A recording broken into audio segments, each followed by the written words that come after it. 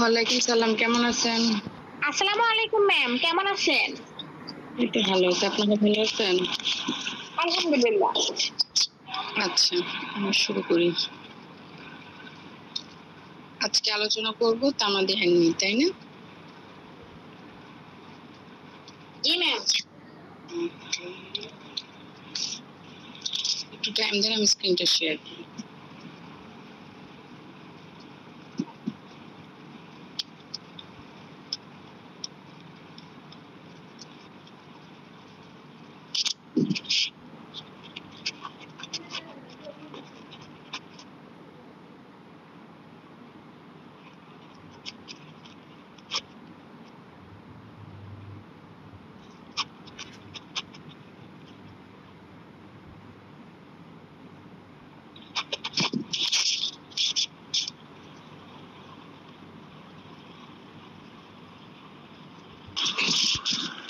জি ma'am.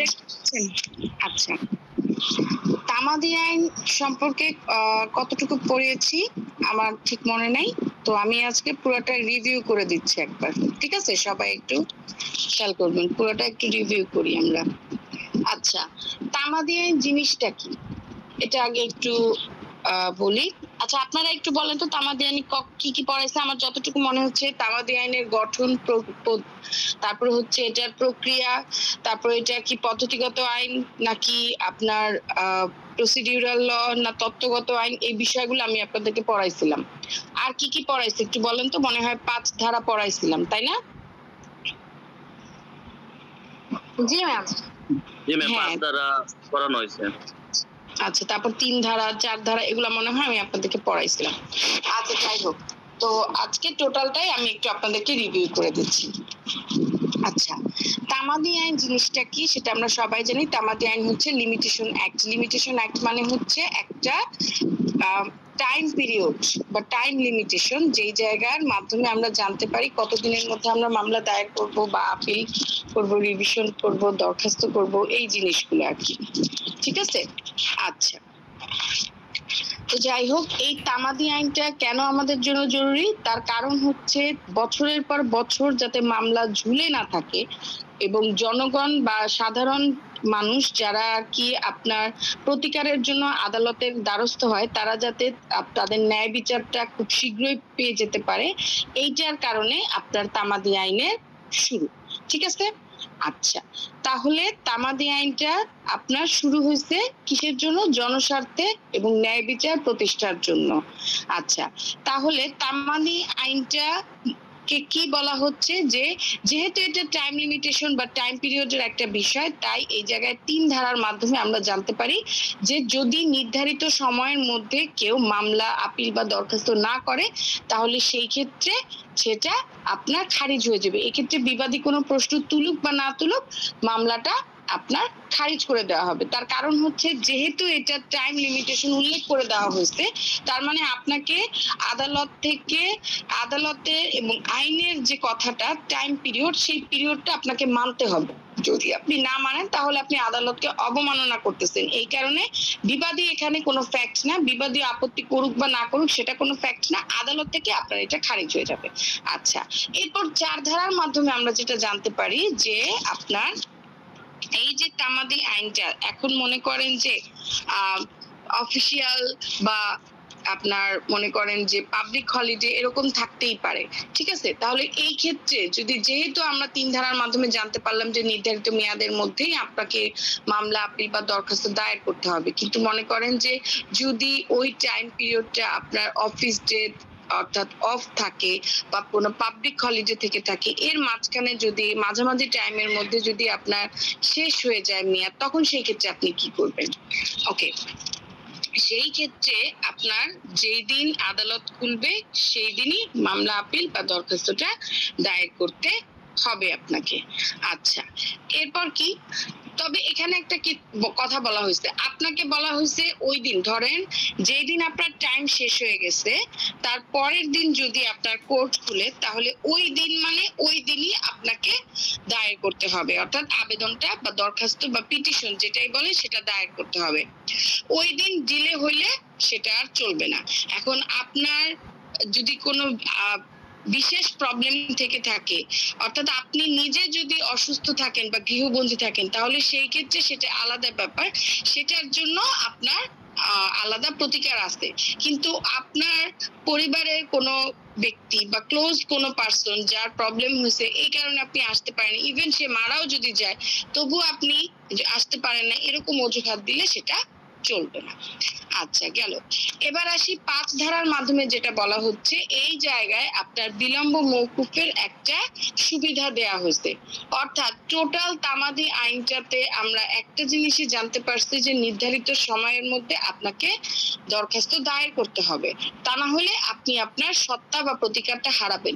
কিন্তু এই 5 ধারার মাধ্যমে দরখাস্তকারীকে একটা বিশেষ সুবিধা দেয়া হয়েছে। ঠিক আছে, বিশেষ সুবিধাটা কি? বিশেষ সুবিধা হচ্ছে এই ক্ষেত্রে তার তামাদি মেয়াদ শেষ হয়ে গেলেও সে কি করতে পারে, নির্ধারিত আপনার টাইম পিরিয়ড পার হয়ে গেলেও সে কি করতে পারে, পরবর্তীতে সে ঠিকই তার প্রতিকারটা পেতে পারে। একটা বিশেষ সুবিধা এখানে দেয়া হয়েছে, এই ধারার মাধ্যমে সেই সুবিধাটা পেতে পারে। কিন্তু এই সুবিধাটা দেয়া হয়েছে জন্য যে সবসময় যে কোনো সময় এই সুবিধাটা গ্রহণ করতে পারবে, মানে সে ইচ্ছাকৃত ভাবে নির্ধারিত টাইমের মধ্যে করে নাই, গাফিলতির করছে, হ্যাঁ, এই জিনিসটা আবার এখানে হবে না। আচ্ছা, আমার কি স্ক্রিনটা চলে গেল? জি ম্যাম। হঠাৎ করে স্ক্রিনটা চলে গেল কেন? এখন কি শেয়ার হয়েছে নাকি? না ম্যাম, শেয়ার হয়নি। আচ্ছা, একটু ওয়েট।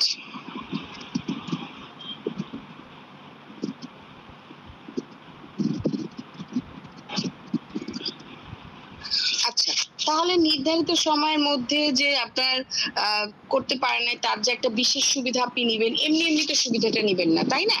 এই সুবিধার জন্য আপনাকে কিছু বিষয় ফলো করতে হবে, অর্থাৎ যথেষ্ট কারণ আপনাকে এই জায়গায় দেখাইতে হবে। ঠিক আছে, এই যথেষ্ট কারণটা যদি আপনার আদালতকে সন্তুষ্ট করার মতো হয়, শুধুমাত্র তখনই আপনার এই সুবিধাটা আপনি পাবেন, অর্থাৎ আদালত থেকে প্রদত্ত এই সুবিধাটা আপনি পাবেন। সেটা কি? সেটা এখানে এই 5 ধারার মধ্যে এই জিনিসটা উল্লেখ করে দেওয়া হয়েছে যে মূলত কোন বিষয়ের ক্ষেত্রে আপনি এই সুবিধাটা পাবেন। অর্থাৎ আপনি যদি গুরুতর অসুস্থ থাকেন, গুরুতর অসুস্থ বলতে একদম আপনার হসপিটালাইজড আছেন আপনি, ঠিক আছে, সেই ক্ষেত্রে। আবার ধরেন আপনি গৃহবন্দী, দেশের বাহিরে আছেন, বা কোনো একটা বিশেষ কারণে আপনি আসতে পারেন নাই, বা আদালতের মাধ্যমে যে এত টাইম পিরিয়ড দেওয়া হচ্ছে এই জিনিসগুলাই আপনি জানতে পারেন না, অর্থাৎ আইনজীবী, আপনার যে আইনজীবী তিনি আপনাকে এই জিনিসগুলো জানান নাই, বা আপিলকারীর দারিদ্রতা, মানে হচ্ছে মামলা দায়ের করতে গেলে তো আপনাকে অবশ্যই কোর্ট ফি দিতে হবে, তাই না? মামলার খরচটা দিতে হবে, কিন্তু আপনার অবস্থাটা এমন শোচনীয় যে মামলার খরচটা দেওয়ার মতো টাকা পয়সা আপনার কাছে নাই। তো এই যে বিষয়গুলো, এরকম টোটাল 5টা গ্রাউন্ডের কথা বলা হয়েছে। এই জিনিসগুলো যদি আপনি শো করতে পারেন এবং যথাযথ গ্রাউন্ড যদি আপনি দেখাইতে পারেন, শুধুমাত্র আদালতে উপস্থাপনা করলেই হবে না, আপনাকে প্রত্যেকটা দিনে, অর্থাৎ প্রত্যেকটা দিনে যেই কয়টা দিন আপনার বিলম্ব হবে তার প্রত্যেকটা দিনের একটা একটা পাই টু পাই আপনাকে হিসাব দেখাইতে হবে। এবং আপনি যদি সঠিকভাবে সেটা দেখাইতে পারেন এবং আদালতের কাছে যদি এটা সন্তুষ্টজনক মনে হয়, শুধুমাত্র তখনই আদালত এটা গ্রহণ করবে, আদারওয়াইজ আদালত আপনাকে এই সুবিধাটা দিবে না। বুঝতে পারছেন বিষয়টা? হ্যাঁ, বুঝতে পেরেছেন? জি ম্যাম, বুঝতে পেরেছি। আচ্ছা, এরপর আমরা 6, 7, 8 এই তিনটা ধারা। একটা প্রশ্ন ছিল, একটু করবো? বলেন বলেন। আমরা শুনেছি বা দেখতে পাই যে অনেক সময় কোর্ট বন্ধ থাকলে শুক্রবারে বা বন্ধের দিনে বিশেষ কোর্ট বসাইয়া মামলা শুনাই হয়, এটা আসলে কিভাবে হয়?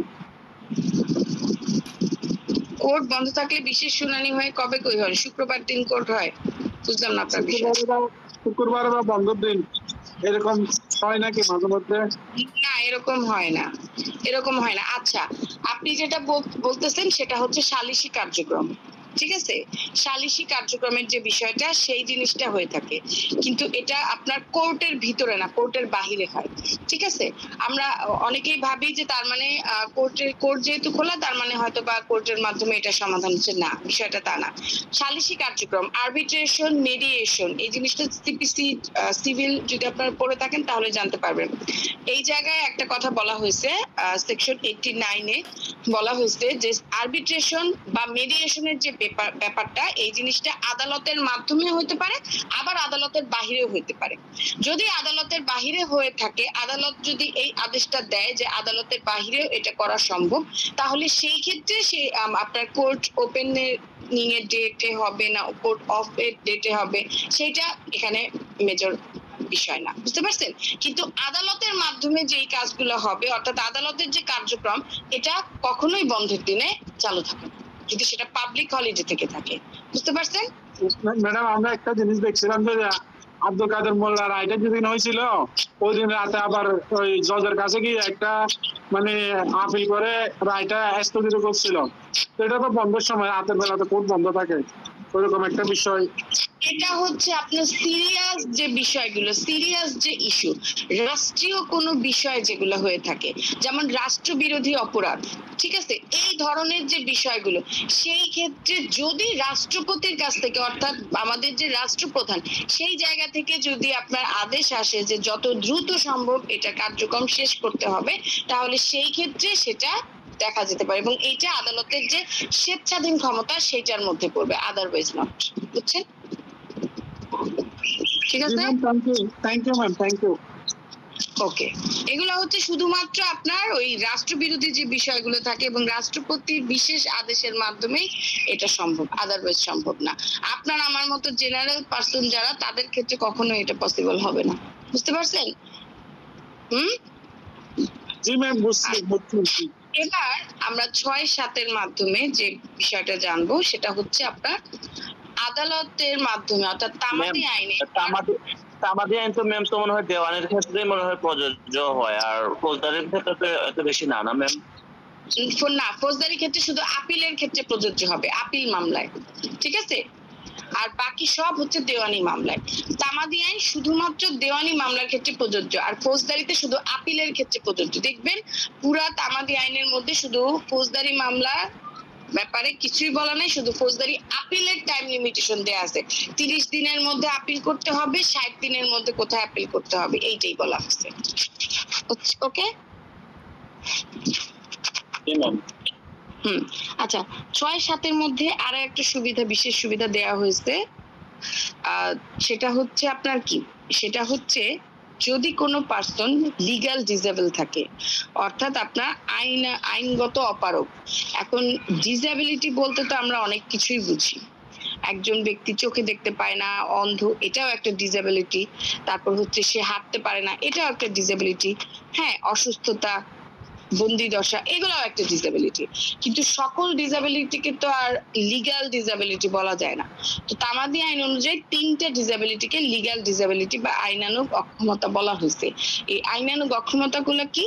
একটা হচ্ছে আপনার জড়বুদ্ধি সম্পন্ন, অর্থাৎ যারা আপনার একটু কম বুঝে, ঠিক আছে, একটু মানে কম বুদ্ধি সম্পন্ন পার্সন, যারা মানে বুদ্ধি শুদ্ধি একটু কম আর কি, জন্মগতভাবে যারা এই ধরনের রোগে আক্রান্ত, অটিজম যে পার্সন গুলো, সেটা।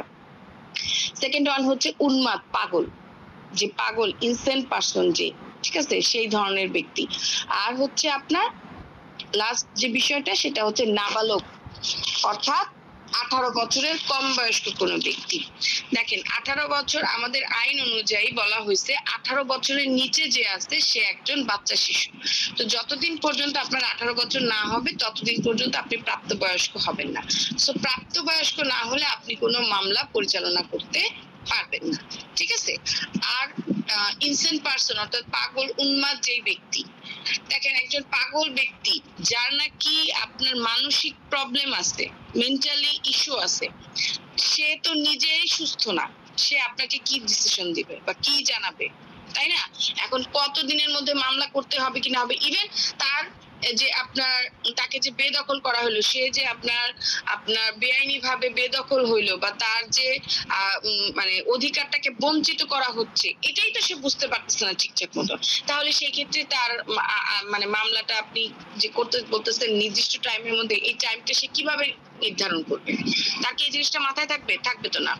সো এই যে 3 ধরনের অপারগতা, এইটাকে আপনার আইনানুগ অপারগতা বলা হয়েছে। এবং এই ধরনের পার্সনদের একটা বিশেষ সুবিধা দেওয়া হয়েছে 6 এবং 7 ধারার মাধ্যমে।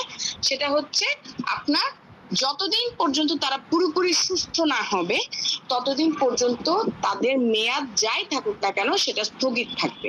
এখন 6 মাস হোক, 3 মাস হোক, 1 বছর হোক, 6 বছর হোক, ডাজন্ট ম্যাটার, তামাদি মেয়াদটা স্থগিত থাকবে।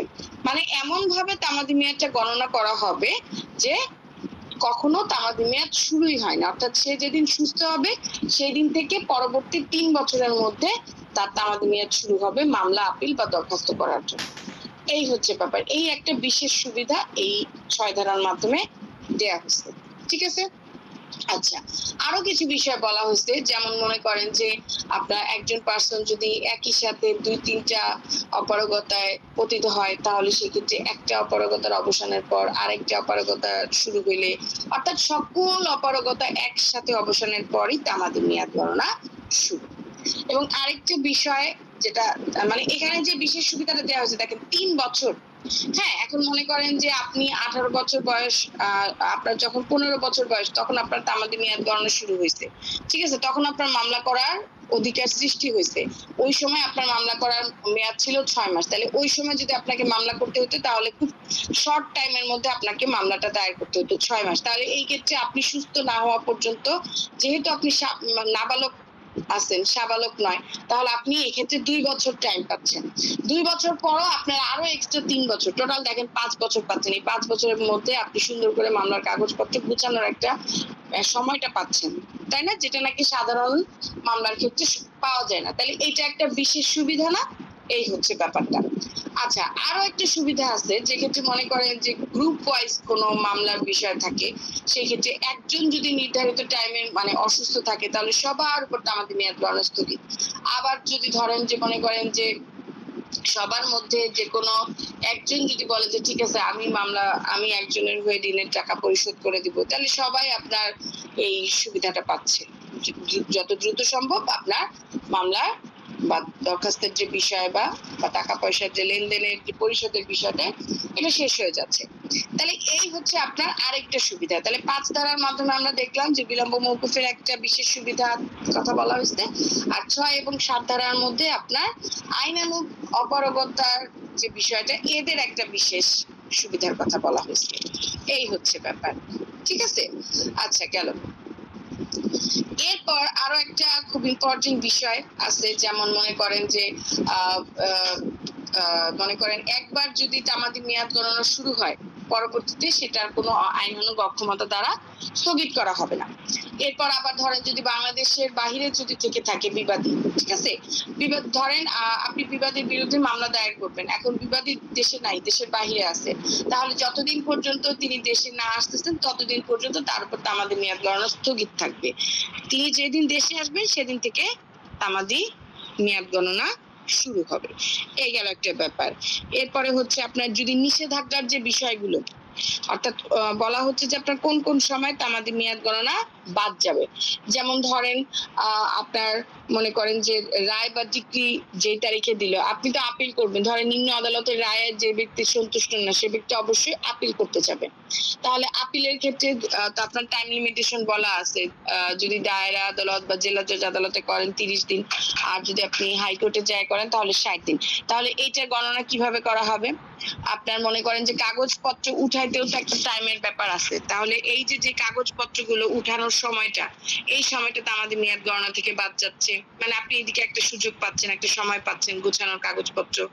এরপর হচ্ছে যেদিন আপনার রায় দিল বা ডিক্রি দিল, এই দিনটা বাদ যাচ্ছে। তাহলে এই যে বিষয়গুলো, অনেকগুলো ডেট বাদ যাচ্ছে। এতে আপনার কি হচ্ছে?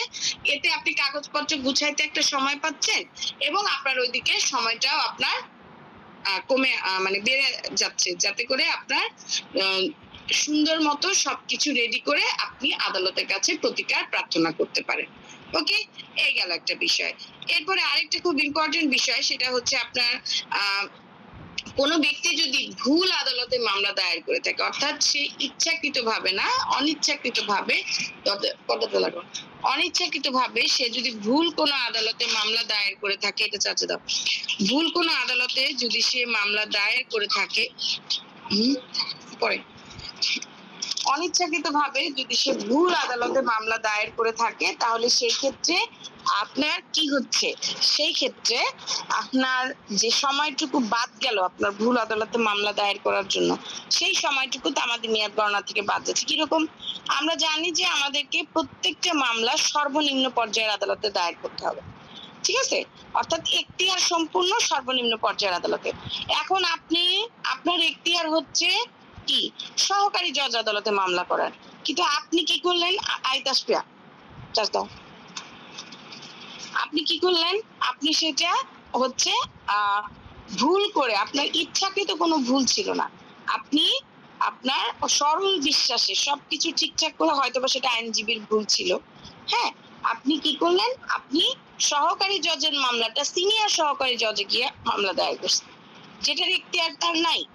ওকে, তাহলে এই ক্ষেত্রে যখন সিনিয়র সহকারী জাজ মামলাটা গ্রহণ করলো, বিচার্য বিষয় প্রণয়ন করবে, তার আগ মুহূর্তে তিনি যখন ফার্স্ট শুনানি শুরু করলো, তখন যখন দেখলো যে আল্লাহ, এই মামলার এখতিয়ার তো আমার নাই, বিচার করার এখতিয়ার, এই বিচার করার এখতিয়ার হচ্ছে সহকারী জজ আদালতে, তখন তিনি কি করবেন, তখন তিনি মামলাটা ট্রান্সফার করে পাঠিয়ে দিবেন সহকারী জজ আদালতে।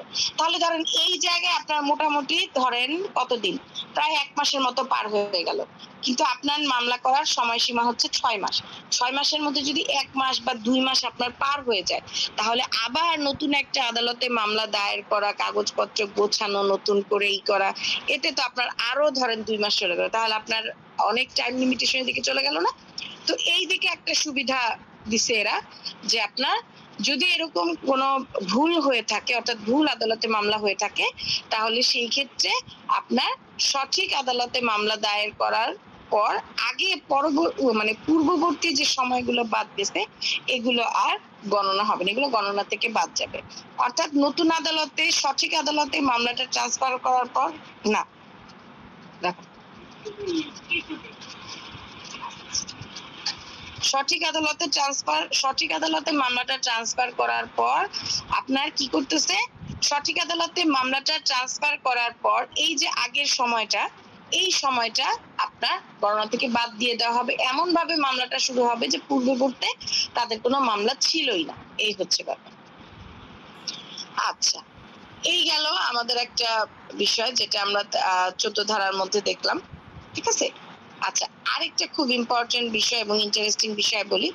এখন ধরেন কোনো ব্যক্তি যদি মামলা করার অধিকার অর্জনের পূর্বেই তার মৃত্যু হয়ে যায়, ঠিক আছে, যেটা এই 17 ধারায় বলা হয়েছে, মানে একজন ব্যক্তি মামলা করার অধিকার জন্মানোর পূর্বেই সে মারা গেছে, তাহলে এই ক্ষেত্রে কি সে তার প্রতিকারটা পাবে না? মানে ধরেন আপনাকে, আপনার একটা জায়গা নিয়ে আপনার ভাই বা ওয়ারিশ, তাদের সাথে আপনার অনেক দিন ধরে কথা কাটাকাটি বা বাকবিতণ্ডা চলতেছে, ঠিক আছে, কিন্তু আপনাকে বেআইনি ভাবে বেদখল করা হয় নাই, কিন্তু সিচুয়েশনটা এমন হয়ে গেছে যে অলরেডি আপনাকে তারা হুমকি দেওয়া শুরু করছে, বের করে দেওয়া শুরু করছে, ওই মুহূর্তে হয়তোবা আপনি মামলা করার যে অধিকারটা সৃষ্টি হবে যে 6 মাসের মধ্যে, তো ওই অধিকারটা সৃষ্টি হওয়ার পূর্বে হয়তো আপনি মারা গেলেন, তাহলে আপনি মারা গেলে, মারা যাওয়ার পরে তারা কি করলো, মানে আপনার যে বিরোধী পার্টি, তারা একটা সুযোগ পেয়ে গেল যে আসল যে কর্তা, যে মূলত এই সম্পত্তির মালিক বা ওনারশিপ আছে যার, তাকে যদি, সে যেহেতু মারা গেছে, তাহলে এই ক্ষেত্রে তো বাকি তাদের ছেলে মেয়ে, ওয়াইফ যারা আছে, তাদেরকে আমরা যে কোনো মুহূর্তে বের করে দিতে পারি, তাই না? এরকম একটা বিষয় থাকে। তো এরকম যদি সৃষ্টি হয়ে থাকে বিষয়টা, তাহলে সেই ক্ষেত্রে যদি সে মারাও যায়, তবুও তামাদি মেয়াদ গণনা বাদ যাবে না। তাহলে কি হবে, তাহলে সেই দিকে আপনার কি করতে হবে, আপনার যে তার যে ওয়ারিশ, হ্যাঁ, সেই ওয়ারিশগণ আপনার সামনের দিকে মামলাটা আগায় নিয়ে যাবে। এবার বুঝতে পারছেন? হ্যাঁ, জি ম্যাম, জি ম্যাম। তার যে ওয়ারিশ আছে ওয়ারিশটা সুন্দর মতো মামলাটা সামনের দিকে আগায় নিয়ে যাবে, এটা কোনো ব্যাপার না।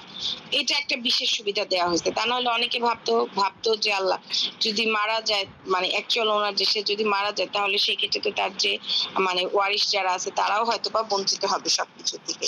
বাট এইটা একটা বিশেষ সুবিধা এখানে দেওয়া হয়েছে 17 ধারার মাধ্যমে।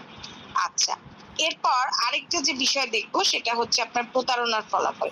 এখন ধরেন আমরা তো প্রত্যেকটা ক্ষেত্রেই আমরা পড়ে আসতেছি যে আপনাকে নির্ধারিত সময়ের মধ্যে মামলা করতে হবে, আপিল করতে হবে, দরখাস্ত করতে হবে।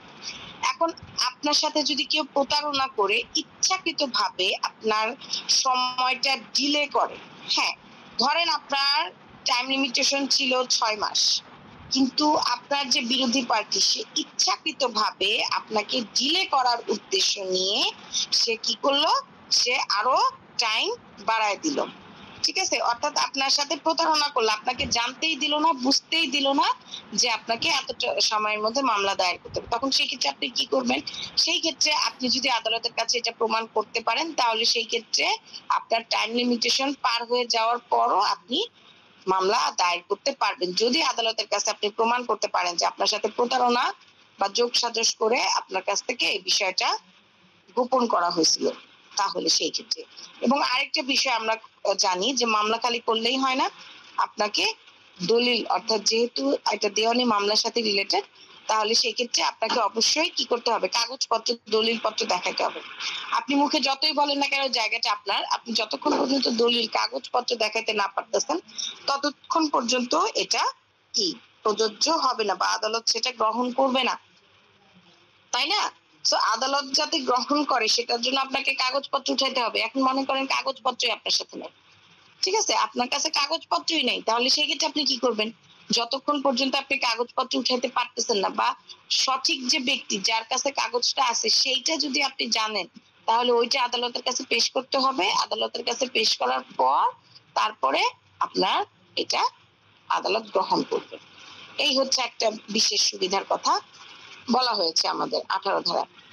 এরপর এই আইনের সবচাইতে ইম্পর্টেন্ট যে বিষয়টা আছে সেটা হচ্ছে আপনার সুখাধিকার আর হচ্ছে আপনার কি বিরুদ্ধ দখল বা অ্যাডভার্স পজিশন। সুখাধিকার জিনিসটা কি? সুখাধিকার হলো দীর্ঘদিন ধরে নিরবিচ্ছিন্ন ভাবে আপনি যদি কারো সম্পত্তি দখল করে থাকেন এবং ওই ব্যক্তি যদি কোনো ধরনের কোনো বাধা প্রদান না করে তাহলে সেই ক্ষেত্রে আপনার সেই সম্পত্তির উপর একটা অধিকার সৃষ্টি হবে। এই অধিকারটাকে বলা হয় সুখাধিকার অধিকার বা রাইট অফ ইসমেন্ট। কিরকম? যেমন আপনি দীর্ঘদিন যাবত আমার বাড়ির সামনের যে রাস্তাটা, এই রাস্তাটা দিয়ে আপনি চলাচল করে যাচ্ছেন, আমি আপনাকে কোনো ধরনের কোনো বাধা প্রদান করিনি। হঠাৎ করে আমি 20 বছর পর এসে বলতেছি যে আমার রাস্তার উপর দিয়ে আপনি চলাফেরা করতে পারবেন, তাহলে সেই ক্ষেত্রে আপনি কি করতে পারেন? আপনি সুখাধিকারের মামলা করতে পারেন। ঠিক আছে, আচ্ছা, তবে এই ক্ষেত্রে কিছু বিষয় মাথায় রাখতে হবে। আপনার দালানে আলো বাতাস পথ জলস্রোত অর্থাৎ রাস্তা, তারপরে কোনো পুকুর, হ্যাঁ আপনি দীর্ঘদিন যাবত একটা পুকুর ব্যবহার করে আসতেছেন, মাছ চাষ করতেছেন, এবং এই টাইম লিমিটেশনটা হচ্ছে আপনার 20 বছর হতে হবে। যদি সেটা প্রাইভেট প্রপার্টি হয় তাহলে 20 বছর, আর যদি সেটা পাবলিক প্রপার্টি হয় তাহলে সেক্ষেত্রে 60 ইয়ার্স অর্থাৎ 60 বছর থাকতে হবে। ঠিক আছে, আপনি দীর্ঘদিন যাবত ব্যবহার করে আসতেছেন প্রায় 20 বছরের মতো, 20 বছর পর 22 বছরের মাথায় এসে আমি বলতেছি যে এটা আমি ব্যবহার করতে দিব না, তাহলে সেই ক্ষেত্রে আপনার অধিকারটা যে জন্মাবে সেটা সুখাধিকার। তবে এখানে আরেকটা বিষয় আছে, সেইটা কি? সেইটা হচ্ছে যদি এমন সিচুয়েশন থাকে যে আপনি চাইলেই অন্য রাস্তা ব্যবহার করতে পারতেছেন, সেই ক্ষেত্রে আপনার সুখাধিকারটা খাটবে না। কিন্তু বিষয়টা যদি এমন হয় যে আপনার বাড়ির উপর দিয়ে আর কোনো রাস্তা নাই, এই রাস্তাটা দিয়েই আপনাকে চলাচল করতে হবে, তখন সেই ক্ষেত্রে আপনার অবশ্যই সুখাধিকার জন্মাবে। এখন যদি এই লোক এই রাস্তাটা বন্ধ করে দেয় তাহলে সেক্ষেত্রে আপনি বাসা থেকে বেরোবেন কিভাবে, তাই না? এই হচ্ছে ব্যাপার। আচ্ছা, তাহলে আমরা কি বুঝলাম? 20 বছর যাবত যদি কোনো ব্যক্তি নিরবিচ্ছিন্ন ভাবে অন্যের সম্পত্তি ব্যবহার করে আসে, অন্যের সম্পত্তি মানে তার ওই সম্পত্তিতে আপনি ঘর তুলে রাখেন নাই, তার রাস্তা জলস্রোত অর্থাৎ পথ অথবা আপনার পানি, হ্যাঁ পুকুর, দালানে আলো বাতাসের সুবিধা, এই জিনিসগুলা ব্যবহারের সুখাধিকার এইটাই। আচ্ছা গেল। এরপর যে বিষয়টা বলা হচ্ছে আমাদের অ্যাডভার্স পজিশন, লাস্ট যে টপিকসটা অ্যাডভার্স পজিশন। অ্যাডভার্স পজিশন মানেটা কি? এটাও একই বিষয়। দীর্ঘদিন যাবত অন্যের সম্পত্তিতে যদি আপনি থেকে থাকেন তাহলে সেই ক্ষেত্রে সেই সম্পত্তির উপর আপনার একটা অধিকার সৃষ্টি হবে, তবে এটা সুখাধিকার থেকে একটু আলাদা। কিরকম বলি, দেখেন সুখাধিকারটা হচ্ছে আপনার 20 বছর শুধুমাত্র জল মানে অর্থাৎ আলো বাতাস, রাস্তা এবং পুকুর অর্থাৎ পানি, এইটার কথা বলছে। অর্থাৎ যেটা আমাদের বেসিক নিডস, একটা মানুষের বেঁচে থাকার জন্য, সুস্থভাবে বেঁচে থাকার জন্য তার কি দরকার? আলো বাতাস দরকার, পর্যাপ্ত পরিমাণের আলো বাতাস তার বাড়ির ভিতরে আসতে হবে, দরকার। আচ্ছা, সেকেন্ড ওয়ান হচ্ছে তার অবশ্যই পানির দরকার আছে, হ্যাঁ, এবং থার্ড ওয়ান হচ্ছে তার রাস্তা লাগবে। অর্থাৎ যেটা বেসিক নিডস, 26 ধারায় আপনার বেসিক নিডস এর কথা বলা হয়েছে, কিন্তু 28 ধারায় যে জিনিসটা বলছে আপনি অন্য আরেকজনের সম্পত্তি, হ্যাঁ, অন্য আরেকজনের সম্পত্তি আপনি নিজে দখল করে বসে আছেন এবং তার জানা মতে সে অলরেডি বিষয়টা জানে, কিন্তু তারপরও আপনাকে বাধা দেয়নি এবং আশেপাশের এলাকার প্রত্যেকটা মানুষ দেখতেছে যে আপনি অমুকের সম্পত্তিতে নিজে দখল করে বসে আছেন, ঠিক আছে, এবং যার অ্যাকচুয়াল ওনারশিপ অর্থাৎ যে অ্যাকচুয়াল ওনার সেও বিষয়টা জানে, কিন্তু আপনাকে কোনো ধরনের বাধা দেয় না। তাহলে এই ক্ষেত্রে এই সম্পত্তিতে আপনার একটা অধিকার সৃষ্টি হবে বহু বছর পর। এখন কথা হইতেছে ওই সময়টা কত বছর? 12 বছর। অর্থাৎ 12 বছর যাবত যদি কোনো ব্যক্তি ও অন্যের সম্পত্তিতে নিরবিচ্ছিন্ন ভাবে অর্থাৎ স্বতন্ত্রমূলক ভাবে বৈরিপূর্ণ দখল করে বসে থাকে এবং যেই জায়গায় আপনার অ্যাকচুয়াল ওনার কোনো ধরনের কোনো বাধা প্রদান না করে, সেই ক্ষেত্রে ওই সম্পত্তির উপর তার যে অধিকারটা সৃষ্টি হবে এটাই হচ্ছে আপনার বিরুদ্ধ দখল বা অ্যাডভার্স পজিশন, ঠিক আছে। অর্থাৎ অ্যাকচুয়াল ওনারকে যদি তার জায়গাটা ফিরে পেতে হয় তাহলে সেই ক্ষেত্রে তাকে যা করার 12 বছরের মধ্যে করতে হবে। 12 বছর পার হয়ে গেলে পরে যদি আপনার বিবাদী এসে সম্পত্তিতে নিজের ভাগ বসায় ফেলে অর্থাৎ নিজের নামে নাম খারিজ করে ফেলে, সেক্ষেত্রে পরে এসে আপনি কিছু বলতে পারবেন। বুঝতে পারছেন? হ্যাঁ জি ম্যাম। হ্যাঁ, আর এই যে বিষয়টা, এই যে এতক্ষণ পর্যন্ত তামাদি আইনের বিষয়গুলো আপনাদের সাথে আলোচনা করলাম, এই তামাদি আইনের কিছু সীমাবদ্ধতা আছে। মনে রাখবেন প্রতিটা আইনেরই একটা নির্দিষ্ট সীমাবদ্ধতা থাকে। সীমাবদ্ধতা মানে হচ্ছে একটা নির্দিষ্ট সময় বা নির্দিষ্ট সীমানার মধ্যে থেকে আপনাকে এটা প্রয়োগ করতে হবে, এর বাহিরে গিয়ে আপনি প্রয়োগ করতে পারবেন না। তামাদি আইনকে যেমন কি বলা হচ্ছে, তামাদি আইনের সাথে বিশেষ আইনের তুলনা করা যাবে না। দেখেন তামাদি আইন হচ্ছে আপনার মূল আইনের যে বিষয়টা, অর্থাৎ এটা হচ্ছে আমাদের কি মানে পদ্ধতিগত আইন। তামাদি আইন পদ্ধতিগত আইন না মূল আইন বলেন তো, বলতে পারেন? পদ্ধতিগত আইন। তামাদি আইন পদ্ধতিগত আইন। আচ্ছা, তামাদি আইন যদিও একটা পদ্ধতিগত আইন, কিন্তু তারপরও আপনার বিশেষ আইনের সাথে এটা তুলনা হবে না। কেন হবে না?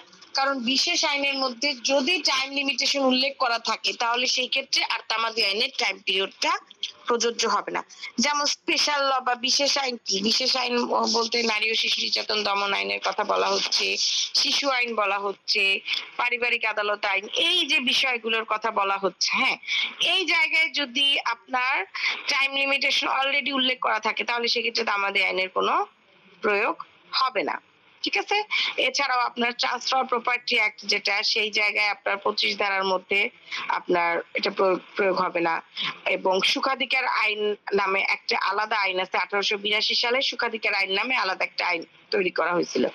এই আইন যেখানে আপনার অলরেডি সুখাধিকার আইন হিসেবে আলাদা একটা আইন তৈরি করা হয়েছে, সেই জায়গায় কি তামাদি আইনের সুখাধিকার কোনো কাজে লাগবে বলেন আমাকে?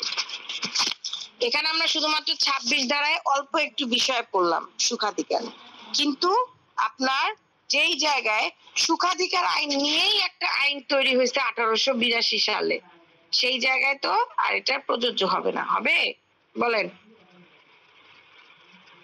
না ম্যাম। হবে না, এই হচ্ছে ব্যাপার। আশা করি তামাদি আইনটা আপনাদের কাছে ক্লিয়ার।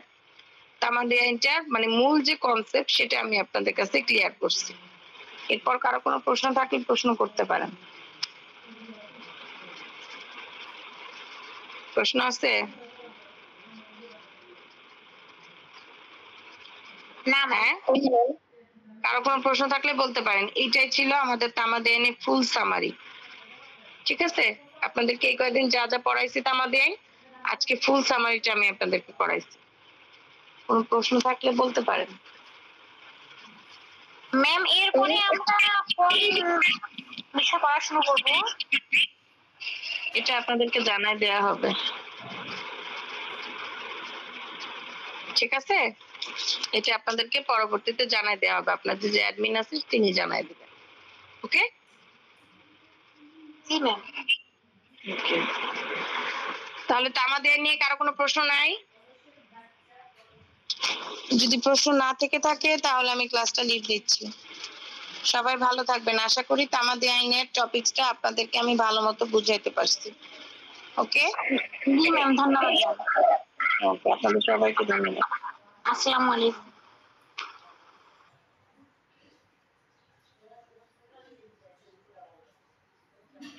আসসালামু আলাইকুম ম্যাম। আচ্ছা ঠিক আছে, আপনারা সবাই লিভ নিতে পারেন। ধন্যবাদ সবাইকে।